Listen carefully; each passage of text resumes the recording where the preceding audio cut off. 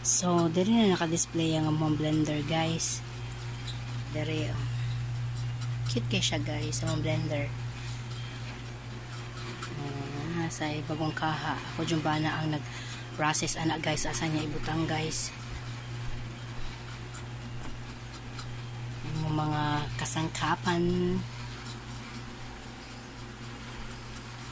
Okay, blender isa guys ay kani ay mini blender, portable ba, katong naabot ako gahapon good na portable na mini blender.